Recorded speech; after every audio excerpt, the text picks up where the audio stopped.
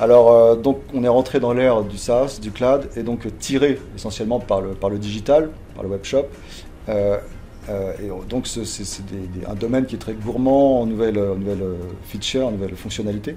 Mais on est aussi tiré par l'efficacité opérationnelle, je dirais, du terrain, de la logistique, côté supply chain. Donc, on a aussi de nouveaux concepts qu'on met en place là, depuis quelques mois, quelques années maintenant.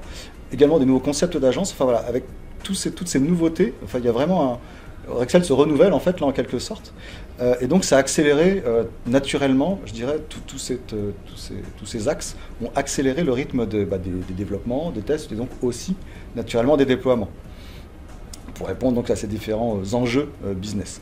Pour citer un petit exemple, en l'espace de 3-4 ans, on déployait donc en 2017, 2018 3-4 versions majeures dans l'année. Aujourd'hui, on en est à peu près à une dizaine de versions. Et quand je dis version, c'est pas une application, c'est une version du SI Rexel qui recouvre comme ça, mensuellement, on fait à peu près évoluer une vingtaine d'applications, quoi. Et donc, dans le même temps, le SI Rexel lui-même s'est transformé en s'appuyant sur des nouvelles solutions. Des BPM, des nouveaux ETL, des middleware, de la data virtualisation, des outils de data quality également.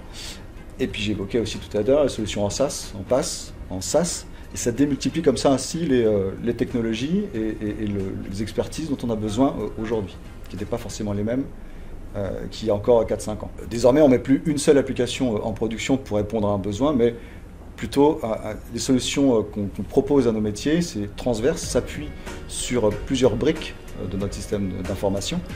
Et donc il est nécessaire pour nous à la fois de les tester, les intégrer et de les déployer dans le même temps, que ce soit sur nos plateformes de test ou en production. Nos ambitions côté IT Ops, bien évidemment, c'est de garantir la meilleure qualité de service à nos métiers, à nos clients. Mais on sent, et encore une fois avec l'arrivée notamment du business en continu, de la webshop, des webshops, d'avoir quasiment un service 24/7, chose qui est parfois difficile à tenir lorsqu'on a des vieilles infras encore hébergées sur du e-series, l'IBMI donc.